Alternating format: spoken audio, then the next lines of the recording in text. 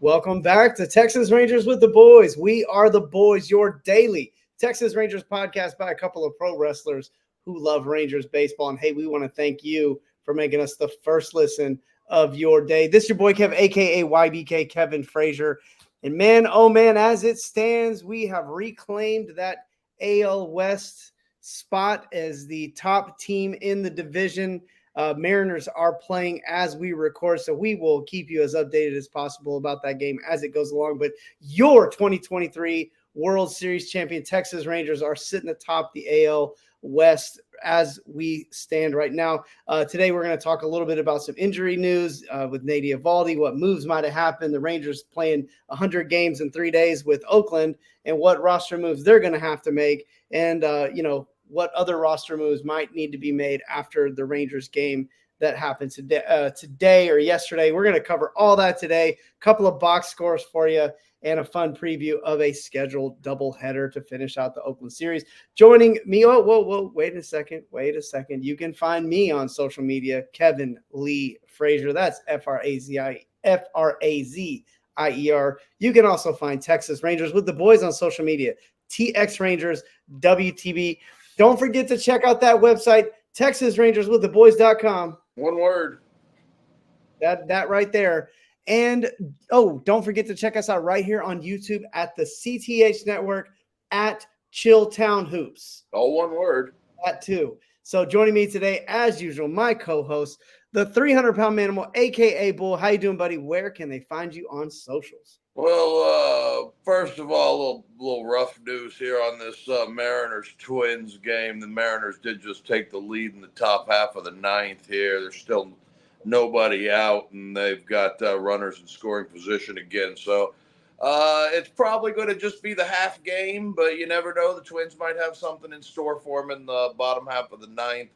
We'll just continue to monitor it through the night as we're here and try and give you as much as we can before we get out of here. But I'm doing good. We're day baseball. I love day baseball. Nothing like a good sit back and watch some day baseball. Nothing else really going on. Keeping up with the Mavericks and the Stars and stuff. But the precedent always here at Texas Rangers with the Boys is always the Texas Rangers. I've got quite a bit to talk about today. A couple of box scores we missed yesterday, so we're making it up for you today on a Wednesday morning instead of our normal Tuesday morning show. So we'll have a couple of box scores to talk about and a whole lot of good news because the Rangers are now on a 4-game winning streak going into this doubleheader tomorrow. And, we talk about it. You play 500 for stretches, and then you wait for times like this where you can start running up to, the running up and getting away from the other teams in the division. And the Mariners are kind of sticking right there with them. But, you start looking at the Astros and the Angels, and now Oakland getting beaten a couple of nights in a row by the Rangers, and they're starting to put a little bit of separation between them. But before we talk about the Rangers today, I got to let you know that my social media is Twitter, Manimal Bull, Instagram, Manimal300, and both Facebook and TikTok, Bull Pro. So whatever your favorite line platform, whatever we call it these days, of social media is, find me on there. We'll start talking about Rangers, Major League Baseball. Talk some Mavericks or some Stars. I might have it in me. So find me out there, and we'll do the old social media stuff. But I'm ready to talk baseball. Whenever you're ready to talk baseball, and the AL West, like we said, with the Mariners and the Rangers, it's heating up. But some of those teams are starting to fall way behind, and one of them is really unlikely. I know you're trying to get me to buy in here, and I know you're trying to get me to give a hot take on the AL West, but I'm not taking the bait. All right, so I got to tell everybody that on May 24th, the Southside Preservation Hall, Matt Warpro will be back. We're not taking the bait. What?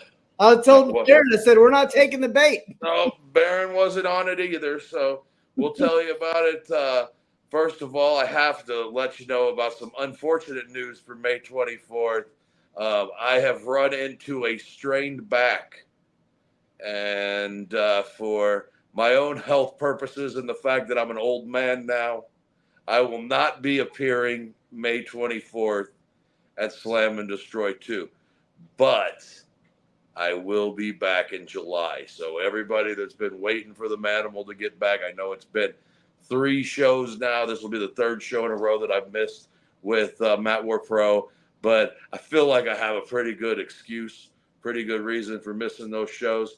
I'm not the type of guy that likes to take days off. But asked Kevin last night when he told me, "Ooh, work first," and I'm like, "What's that, brother? I'm retired." And anyways, Slam and Destroy 2 will be back at the Southside Preservation Hall on Friday, May 24th. We're going to be out there. I may still be out there. Depends on how the back's feeling at that point in time, where I'm at in my life. Maybe I may not even be in the DFW Metroplex for Memorial Day weekend this year. I may be going to San Antonio, bro. Who knows? But anyways, we're going to be back out there. Kelly's Onion Burgers, Big Dog's Hot Dogs, because they're going to be out back. Hamburgers and hot dogs. Wouldn't have it any other way for Memorial Day weekend. Go on in there. You can't have Memorial Day weekend without beer, right? So you go inside, you show them your ID, they let you know that you're 21 years old. They'll give you free beer all night long. Starry's Ice Cream is going to be out there. Few more vendors have started to show up. I haven't been out to a show in a couple of times, so I'm looking forward to seeing all the vendors and getting to know people that we can talk about here on the program as well for Matt War Pro and the community of Fort Worth. So that's Friday, May 24th at the Southside Preservation Hall. We all know now that you can probably throw a stone and hit it from Interstate Highway 30. It's right there in South Fort Worth. It's going to be a big time. Come on out and not only support pro wrestling, but support the community of Fort Worth. Now, let's talk about this American League West. Like you said earlier, a couple teams falling back just a little bit. The Rangers doing their part to make Oakland's honeymoon, or what do you call it, Cinderella season, come to an early halt. But I have a feeling after playing this Oakland team, they're going to probably hang around all year. And, the Los Angeles Angels, the Fighting Ron Washingtons, they're going through their struggles. Obviously, injuries are a big deal there. And then the Houston Astros still have not really gotten things back on track. Yeah, the Angels pulled ahead today of the Astros for 4th place. So now the Astros are sitting down there after a loss last night to the New York Yankees. The Yankees, I believe, it was like 10-1, 10 or 11-1 on a night Verlander pitched. I can't imagine that Houston Astro fans are feeling very good today, because the idea was get some of those starting pitchers back and we're going to start winning some games. And they go up to the Bronx and they got Verlander, their stud, he's on the hill, and there's the Yankees to meet him there with 10 runs. And it's getting rough up there or down there for the Houston guys. And I'd like to say that I feel bad for them, but I kind of don't. I don't. I still think this team can get it back on track, but the farther and farther they dip and the further and further away from 500 they get, it's going to be harder. Yeah. With Houston, I still don't. Here's what I foresee happening if things keep going this way. If in any other normal, in any other normal, my kid is just an innovator. In any other normal situation like this, the coach is on the chopping block here. But I feel like the Houston Brass are the ones that wanted this guy or put this guy in there. Well, the fans as well. Well, and so they put the guy in here. So what I think is instead of everybody admitting that they're wrong, they're going to let the whole thing go down in a blaze of glory before they're going to let this guy go. And I really think that the team, it's gonna get way worse if it continues like this. It's gonna get worse before it gets better. And I saw an interview today with General Manager Dana Brown that the Astros aren't foreseeing being a seller, that they're fully prepared, expecting to turn this thing around. And Like they are starting to remind me of the 2014 Texas Rangers whenever everybody got hurt and it ended up with Ron Washington getting the act or walking away there at the end. And, 15, they came right back out, got some pitching healthy, and we're right back in the same spot. So, maybe there's a chance that Houston can get back healthy next year, put together a rotation, get some better results from Hunter Brown, JP France, some of these guys that are gaining an extra year, Arigati, and possibly you could see them having an off year this year and getting themselves back together. But I don't know, man. They're starting to get into a rough area where Bregman's going to be free at the end of the year. He's having a down first part of the season for him, but even with a down year this year from Bregman, he's still going to get paid in the offseason. Someone based on what he's done over the course of his career and knowing that he's like 29 years old, they're going to pay him. And then you've got to start thinking about where you're going to spend money after this. They spent money on Hader and Abreu both in the last 2 years, and so far that hasn't really worked out for them. So it's going to be an interesting. It's going to be interesting, especially with the Mariners are only going to be on the uptick with that young rotation, and the Rangers they plan on getting healthy and sticking around, and they've got young guys. And the Angels didn't sign Ron Washington to, to keep losing, and the A's. We've seen it this year so far that this isn't the A's from last year and the year before. These are a scrappy group of young guys that even down 15-2 are going to battle all the way through a 9-inning game. Yeah. I think that everything you just said, I agree 100% on all of it. And I would just say the most interesting things going on in the West right now is the resurgent Oakland Athletics. And you have to tip your hat a little bit, at least this part of the season, to the Seattle Mariners for the moves that they made in the offseason, because we even talked about this. We said, baseball is questionable. Well, and it was like a little bit of both. My thoughts were this. In baseball, it's not about spending the most money. It's finding that right, like, you got to spend money. Like, don't get me, please, I'll go on a full tangent on that. You have to spend money, but it's not just going out and buying all the best players. It's about putting together like a group of players that mesh well, that have an identity, and that have a coach that matches the identity of the team. And all of that kind of works together, right? And you still have to have big money players. You got to do all that stuff. And Seattle hasn't shied away from any of that, but I think they retooled their team this year more than they made like a bunch of splash moves. They retooled some things and maybe made some moves that didn't look good from everybody else's perspective, or didn't look like they did anything. Maybe they just kind of shifted a few things, some of the same pieces around, but it seems like they've got a team that's meshing a little better together. That starting pitching is 1 year better. So early on, the moves that Seattle made are looking pretty good.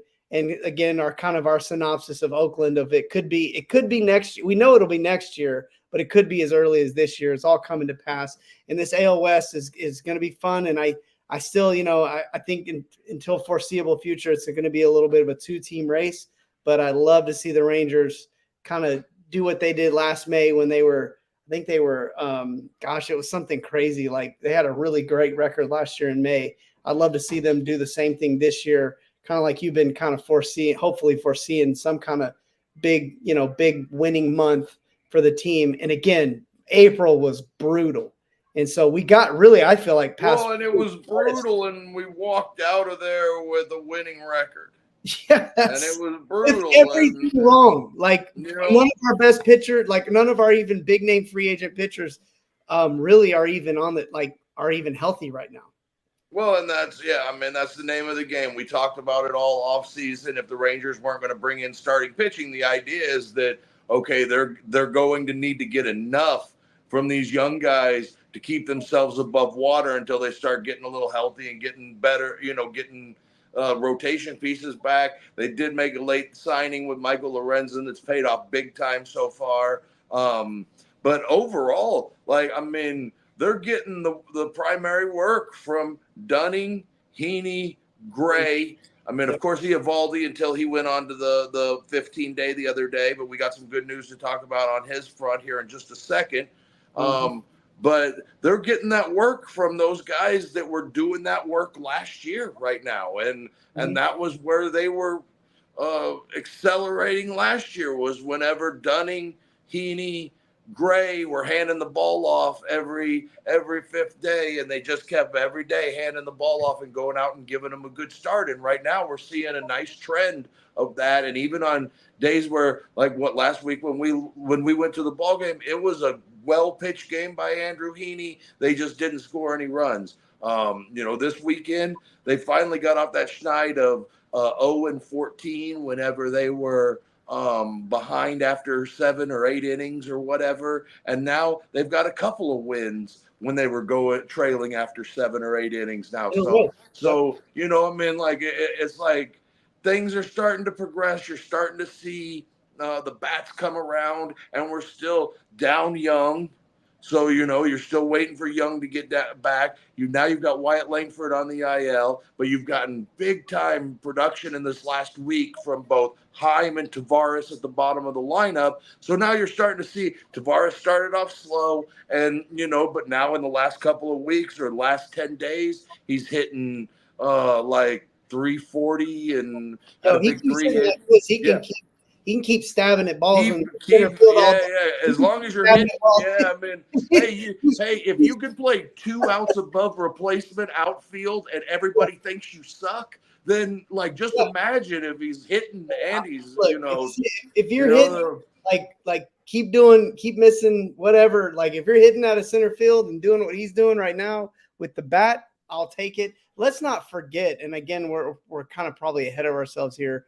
And let's talk about it later, but I want to also, let's not forget the shot in the arm that seems like that Travis Jankowski just seems to always be for this team. Right. So, and real quick, I think that one of the biggest shot in the arm this Rangers team has had this month is getting Nate Lowe back.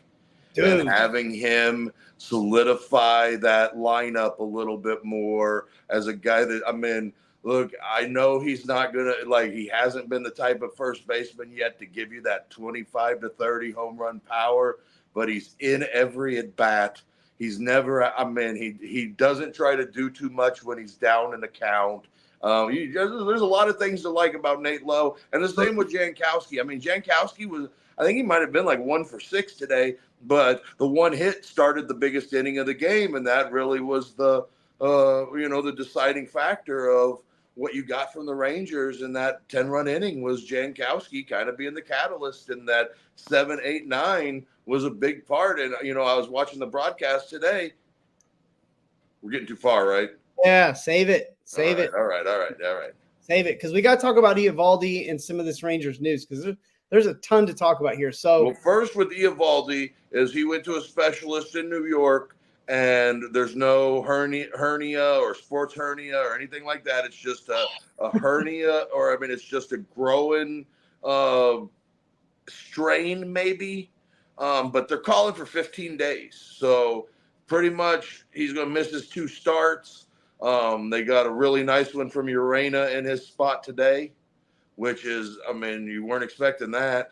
So it helped to have a big lead, and you could give him some leeway there in that second inning but anyway, that's baseball. We're talking about the box scores later, but Eovaldi is looking like he's just going to miss a couple of starts. You'll probably get that spot start from Leiter, and then possibly one more from Leiter after that. Probably, unless they decide to go with Urena one more time and let Leiter make his scheduled start at Round Rock next week instead. So we'll just kind of monitor that. We'll have more on that tomorrow when we're back, and we'll know more after the doubleheader whether they decided to use Leiter as the 27th piece, or they option one of those relievers down and purchased Leiter from that or whatever, and a recalled Leiter for that or whatever. So we'll just kind of see if they're going to keep him in the rotation, or if they're going to go one more time with Urena around the thing and keep one more reliever in the bullpen, like a Yerry Rodriguez or someone like that, to maybe eat a couple of innings when they need them. Yeah. So the Eovaldi move triggered the. I don't know if it was the Eovaldi move or maybe it was the Langford move triggered the Jonathan Ornelas call up. Yes. So We he's talked about it was going to be, either him, Sam Huff, or yep. Dustin Harris that were on the 40-man roster. Uh, Round Rock kind of gave us the old deke on Sunday night by having both Sam Huff and Dustin Harris out of the lineup that day, but it ended up being Jonathan Ornelas. I think the plan was that you're going to see Ezekiel Duran more in the outfield while Langford is on the IL. Possibly see him more in the DH role as well. You may see Jankowski more in the DH role just because of how he's kind of been a catalyst. And they can use that DH role right now to give guys a half day off, and they're pretty confident. And most of the guys that are up for him right now, Wenzel could play some third, Smith could play some short, get Seager a day off. You could do the same thing. First base, Duran play first base, get Lowe a half day off. Garcia, move your outfield around, end up with Duran in left field. Because there were some mishaps for Duran, but there were also some really nice plays by Duran out in left field the other night, and so it just he's going to learn out there, and of course that's out of position for him, so you gotta grow with him as well, and it's hard to do in the middle of the season when you're hovering around 500, but that's the way it kind of is. But Ornelas, he could play the infield. He could play that shortstop, third base, second base role anytime, anywhere on the infield that you kind of need him. I think he also could play a little bit of outfield. I know in Frisco a couple of years ago, he was playing some left field on that Texas League Championship team. Yep. So that's the move. And then obviously, like we said, Jack Leiter is going to come up and fill a starting rotation spot, I guess, today during the doubleheader. Well, with the doubleheader, you get an extra roster spot. So they add a 27th man for the roster spot. So it could be something as easy as Jack Leiter recalled from AAA to fill that 27th roster spot. But with Yeri Rodriguez and Jonathan Hernandez both throwing about 40 pitches yesterday, they may option Yeri or put Jonathan Hernandez on the IL. It did kind of look like he had a little weird slip there on his very first pitch there on the mound. So who knows if he might not have been healthy. His stuff did not look very good at all once that happened. It also looked like Stripling was having a little bit of trouble with the mound yesterday too. So it may have been a little bit of something there for the right-handed pitchers because you saw it with a couple of righties. But I don't know what the case is going to be on that just yet. But those are both options. We have Kelly for sure at AAA that could be an option to come up. You've got Grant Anderson still on the 40-man roster. So there's options there. We'll see what they decide to do. But it could be just as simple as Jack Leiter, being the 27th man. Cool. So lot of moving parts. And we knew that was going to be the case this year. And it's really been helpful, like we mentioned, I think on the last episode, that you do have so many players on the 40-man roster that can give you something. And, here in a minute, we're going to talk about Urena and kind of how just his pitching start, how that kind of, in a good way, the plot thickens with the Rangers pitching staff. It adds a layer of opportunity or an element, a variable that we kind of hoped was there, but now we can actually say we saw it. Mm-hmm. And so yet again, this is tip your cap to Chris Young. Obviously Bruce Bochy's got to coach these guys. Mike Maddox got to coach them. But I mean, what looked like this was going to be we might be in trouble with this, with what we rolled out there. Not everything that we've rolled out there have worked, but I mean, we talk about Urena. He's been pretty much good, I'd say, all the way since spring. I mean, he had some there, but like watching him. If you don't watch him, you don't grasp how. And also, and real quick on Urena, before not to cut you off too much, but when he has struggled, it's been in situations where he hadn't been in a ball game in a handful or several days. So, like, once he got out of the rhythm of being in a ball game, it almost was like that kind of hurt him in the bullpen as well. So go on though. No, yeah. Well, you kind of just talking about Urania, and really, I think it adds an element of it just adds another element to this pitching staff, and it gives the Rangers just so many more innings to work with that. And then Yeah. What can you say about the pitching staff? The guys, like we kind of said what we said, and we are hoping and still are hoping that we were gonna that we could get some more from the younger guys. But at the same time, like, well, Jacob Latz has moved into a position of leverage in the bullpen. That's yeah. that's big. Well, no, what I'm saying, what I'm kind of getting at is that, yes, you're right. With Lats, it's been very helpful. But like, I would rather take my lumps with the guys we're taking my lumps with than like Glenn Otto or some of the guys that we were taking our lumps with before, or some veteran that you signed off the street that didn't work out, because these are the kind of situations and innings that help young players develop. Like fighters, the Cody Bradfords, who we still kind of have that going there. But like these guys developing in these, even if they're not great scenarios, I'd rather these guys getting their development at the big league level in playoff baseball on a World Series defending team than like, you don't want a Johnny Cueto start tomorrow in the doubleheader.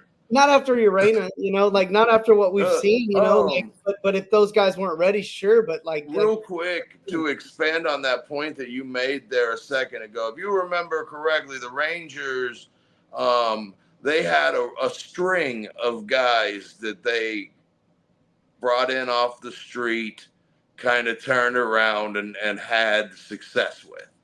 And that was like Minor, Adrian Sampson for a little bit, Nick Martinez, Lance Lynn, Kyle Gibson, not so, but then they started just like kind of pulling any old dude off the street, and you ended up like the only guy that stayed healthy was Jordan Lyles, and and no offense to a cow dude's an innings eater, it is what it is, or whatnot.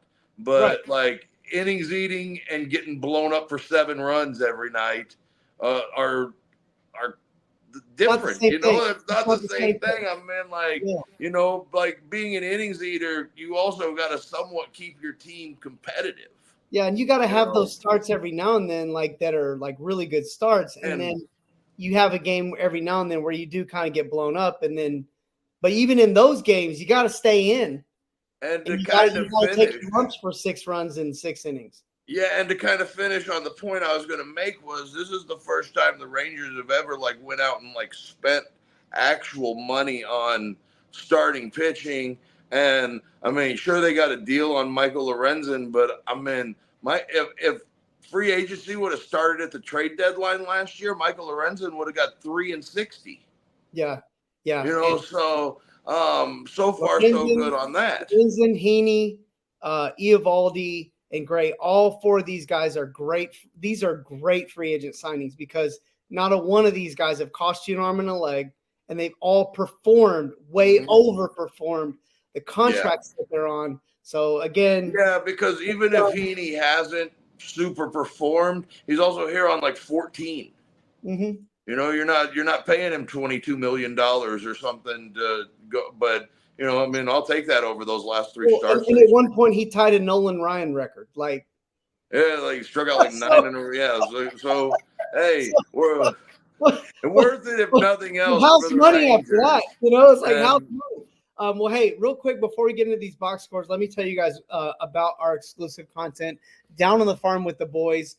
This is where we talk about all things Rangers minor league. We go around the league. We take a top 10 list of the best players in the minor league since our last episode, and that helps us kind of talk about each level from the pitching to the hitting, who's moving where, what's happening. And man, there's a lot moving and shaking in the farm system with the Rangers. And the Rangers, they do have some players at the top end of their farm system that are superstar kind of potential players, but they got a ton of major leaguers in this farm system as well. Guys that are going to be able to help at the major league level.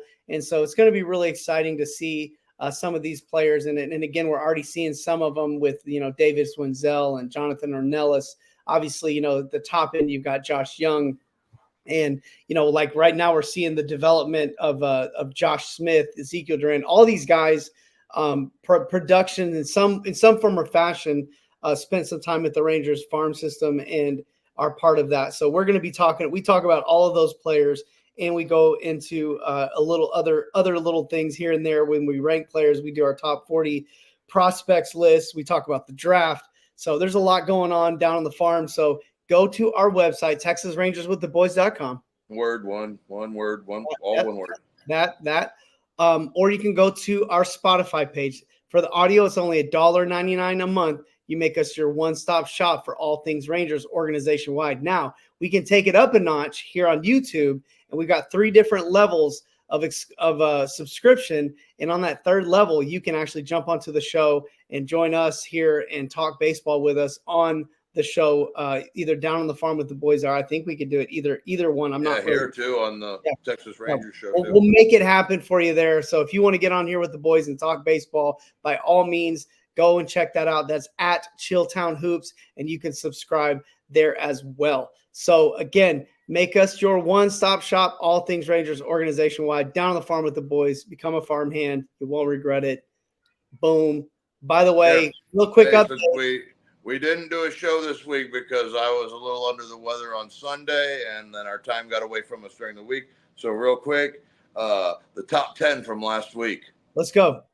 Ryan Lobus, down east. Colton Curtis, down east. Braylon Morrell, Arizona League Rangers. Connor Pioto, Hickory. Arturo Diesla, down east. Mitch Brott, Hickory. Gerson Garabito, Round Rock. Jonathan Ornelas, Round Rock. Jesus Lopez, down east. And Sam Huff, number 1 last week from Round Rock.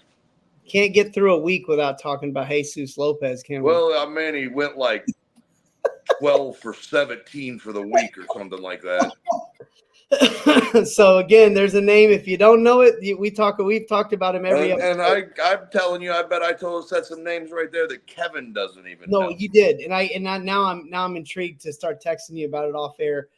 So yeah, man, a lot going on there, and go be a farmhand. You won't regret it. So hey, man, Colton Curtis threw a no-hitter for 4 innings for Down East earlier in the week, so that's where he got his. And Ryan Lobus struck out 7 in 4 innings of no-hit ball for Down East. So the Wood Ducks have got some arms like they always do. Well, the Rangers are putting some farmhands out there for you, and you can't complain about that. All right, well, let's jump into these box scores. Box scores are always fun when it's good news. And boy, do we got some good news about the Rangers. Well, Monday night was pretty uneventful. Sure. Man, you got another really good start from Heaney. No run support at all. And the Rangers, they did exactly what they did the night before, Sunday afternoon, and put a couple on in front of somebody. And this time it was Corey Seager, and that was probably the best note that you could have hit for Corey Seager right there. That was everything you wanted. The Rangers win 4-2. Jose Leclerc gets the win after a good job coming in after Andrew Heaney gives up a leadoff hit to come right in there and shut that down quick. Ursig, who we had talked about all year of how good he had been, he gets the loss there, and Kirby Yates, save number 6, still no earned run average. And that, that's pretty impressive stuff. But the Rangers got to that Oakland A's bullpen, and that Oakland A's bullpen that is really, really good. Ursig, I don't know who made that call to throw 6 straight changeups to Corey Seager and gradually get him closer to the middle of the plate each time. I don't know who made that call, but I mean, at some point, you got 99-mile-an-hour cheese, dude. Just throw it up there. He had 2 pitches register at 100 miles an hour. I mean, that's real cheese. Guys aren't turning on that stuff. I mean, no matter how good the hitters are in the game, it does. I mean, up at the top of the zone, I don't care how good a hitter you are, you ain't catching up to that 100. No. And he just, I don't know. I guess they had a scouting report on Seager that I haven't seen this season. Well, I And think he was trying to keep that changeup kind of in that place where everybody seems to be pitching Seager this time of year, where it's like kind of that kind of tailing away from him to get him to chase a little bit because we know he's an aggressive guy and he likes to get out there and hit. And so I think that was the plan. I can't imagine that was where he's trying to throw it. But I would say the Rangers in this game, it's like they have this MO now, or they're starting to pick up this like MO of like the bad players, whether it's pitchers or a bad part of the order, seems to be the place where they struggle the most. Then you bring in like the 100-mile-an-hour like killer guy, and that's the guy we go and we beat. And same thing, like it's kind of been a thing with the Rangers. Hope it's not a trend that continues. But you mentioned Nate Lowe. His approach at the plate is so old school to me. It really reminds me of like the Will Clark, almost a Tony Gwynn. And again, maybe a little more pop than say a Tony Gwynn, but like a Mark Grace, where like the guys are just not trying, because lefties in general pitch lefties a certain kind of way in a lot, like almost across the board. Like they're always trying to get you to chase. And if it's lefty on lefty, they're always kind of doing the same thing, especially if they got like a breaking ball that goes away. Like they're always trying to get him a chase. And Nate Lowe is just like, fine, then boop, I'm just gonna go with it and I'm gonna hit it over there. And what he's provided for this offense is not just the numbers and the power, but it's a segue to the other part of the lineup. Like he keeps the ball rolling. He keeps the line moving up there, whether it's taking a walk, getting a single, doing that sort of thing. He's kind of been kind of helping keep the offense from kind of hitting that stagnant point in that part of the line. Because when we talk about today's or yesterday's game in that second inning, he took some really close pitches in that second inning on to draw a walk. Those were real borderline pitches, but he took them pretty confidently. Yeah, and Rangers, it's the whole Seager scenario, set up by Tavares, who, I mean, he's been as good at the plate. Great walk from Josh Smith there. That taken ball four, that was a tough pitch because it was up there at the top of the strike zone, and I mean it was 99.5 on the mile, on the radar. So that was a good walk. With Josh Smith that I've noticed that's different about him now as opposed to last year is like he's not getting blown away by fastballs anymore. Like they got, because last year they used to change speeds on him and they would get changed speeds on him. He kind of, how he hits, he kind of is a little more patient, right? And so like what they do is they change speeds on him and then they bust him in high with the fastball with 2 strikes and kind of pitch him backwards. Right. And he wouldn't catch up to the fastball. Now he's making them pay for doing that exact same thing. And now they're having to start to change their approach with him, which is like, and he's been a lot more aggressive on those breaking balls early in counts this year too, which has led to a lot of line drives.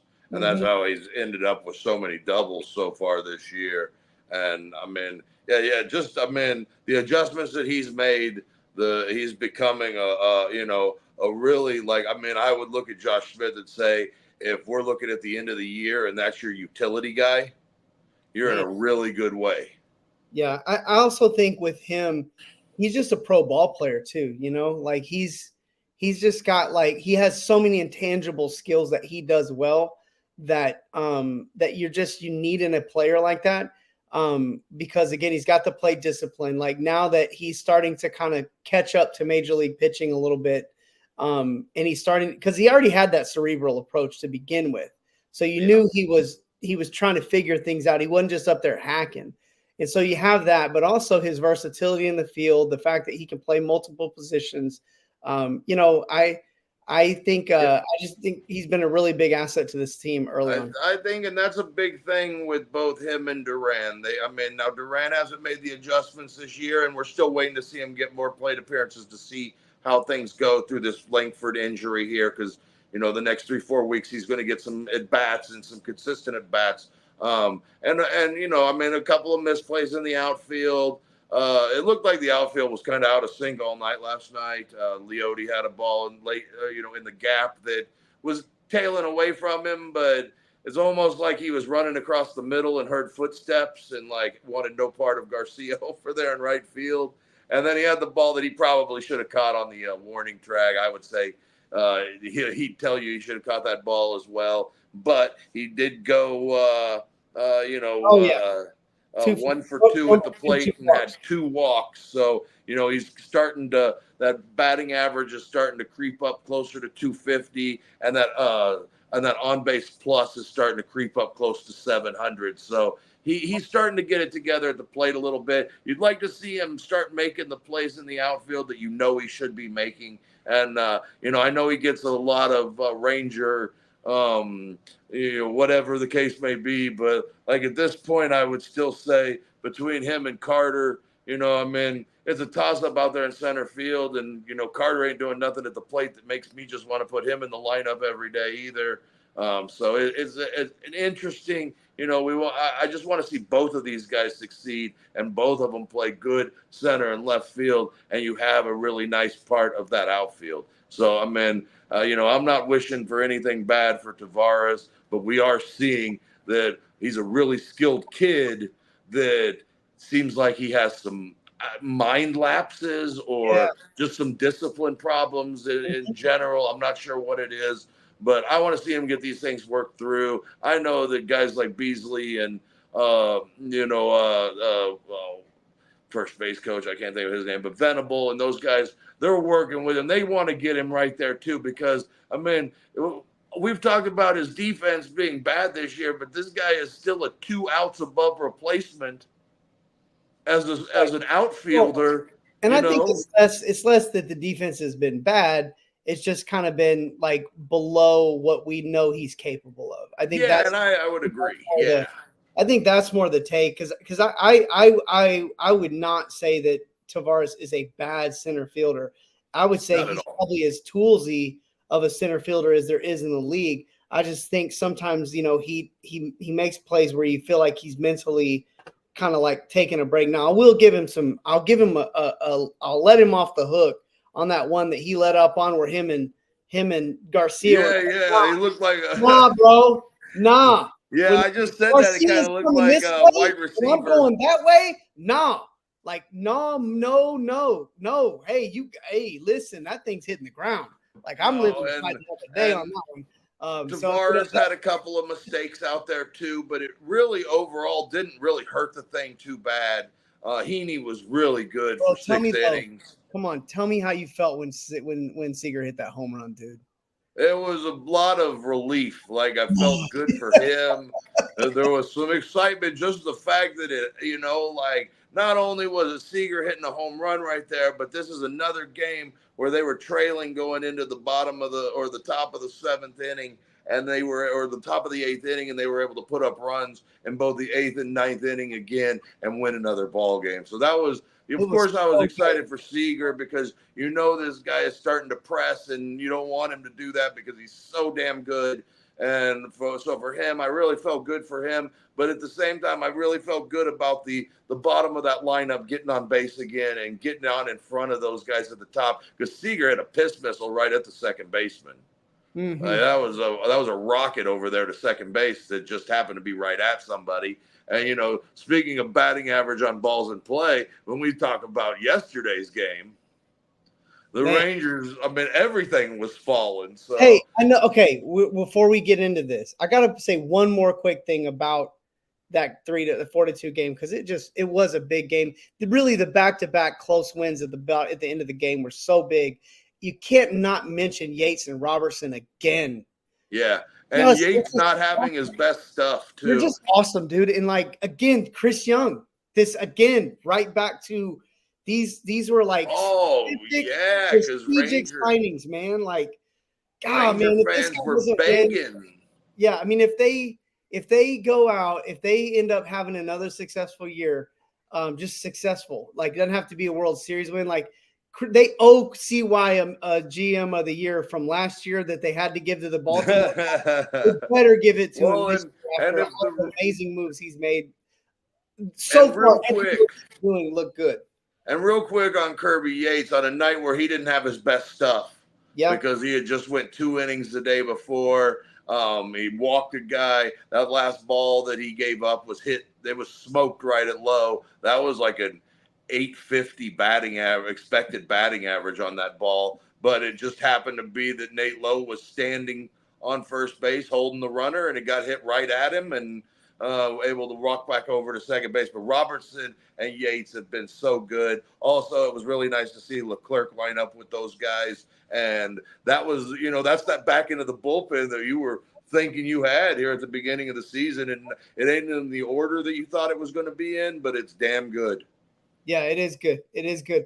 All right. Now, I want to kick off because this 15 to whatever 8 win.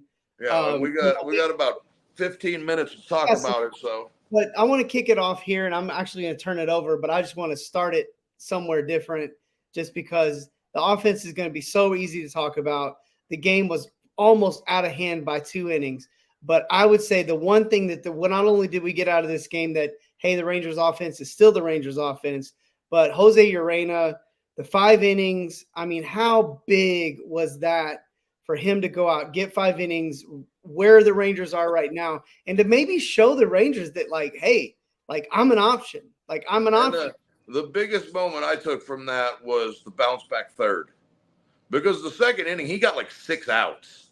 He had the fly ball to Evan Carter that got in the sun. He had the error from Corey Seager. He had the nubber from old dude with the bases loaded that just dropped in front of Smith and he had no play. So he got 6 outs in that inning and had to throw like 40 pitches. So for him to bounce back in the third, put himself in a position to go back out there for the fourth, that was a big deal. And once he got through that third inning, he started cruising. He was pitching to contact, getting a lot of weak contact ground balls, weak ground balls on the infield. Urena was really good. They got 90 pitches out of Urena, and the expectancy was probably between 65 and 75. And especially after that second inning, I didn't know I didn't know if he'd come back out for the third, but he looked like he wanted to come back out for a 6th. So yeah, remember when he sat they down? kind of made that like he walked right by Bochy and Maddox and all the guys and went and sat down and put his far into the ball of the grabbed his iPad and started looking at the screen on the. He didn't want to come out of that game, but they went over there. They told him, hey, look, we're proud of what you did today, but we're not going to send you out there for one more. But overall, Urena was important. We talked about her. I'm going to talk about him. One more quick thing that we talked about with Urena and I'll stop because I was excited personally. Like the Urena thing was the most exciting thing to come out of this game for me because everything else that happened, we knew about. Like we know about this team. We know this is what this offense can do. But the question in my mind was, how's Urena going to do with this spot start? And one of the things with him that we were excited about coming in is that his ability to pitch in the bullpen and to pitch in the rotation and the versatility that he has. And it was really on display here in this game. And I think if anything, 2 or 3 more like this, and he's kind of earned him a spot pitching performances, whether it's in the bullpen or in the rotation, like he's going to have earned himself a spot. He's going to keep, he's going to keep that. He's going to keep that for a little while. He went 5, gave up 4 hits, 2 runs, but only one of them earned. He had a couple of walks with a couple of strikeouts. Hernandez wasn't very good in his 2/3 of an inning. We talked about that already. There could have been an injury that happened there early in that appearance. Yerry Rodriguez, the numbers don't say he was that good. He gave up a couple of home runs, but I'll tell you this much. I guarantee you on that 3-2 pitch that he gave up a home run on in his in the second inning or in that when he came back out for the 8th or 7th, nobody was upset with that. They'd have much rather seen him challenge right there on 3-2 than walk a guy. He got in trouble in the 8th whenever he did walk a guy, gave up a home run right behind that, but they were asking a lot from him today, in my opinion. He's not a guy that normally sits down and gets back up 2 times. and goes back out. So maybe it was disappointing from a numbers standpoint, but he did the job. He ate the innings. He got them into a position where they were walking into the ninth inning with a 7-run lead, and Cole Winn was good enough.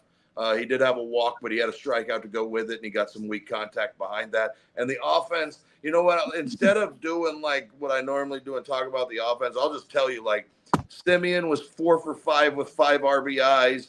Seager was 2 for 4. Lowe was 2 for 4 with 2 RBIs and a couple of walks. Garcia was 0 for 3, but he had a walk and he had a sac fly and he had a couple of RBIs. Yeah, he got an RBI on that infield ball that he hit. Just him putting it in play and then making a mistake led to 5 more runs in that half inning. So the Rangers were, just making contact, made a big, putting pressure on defenses works.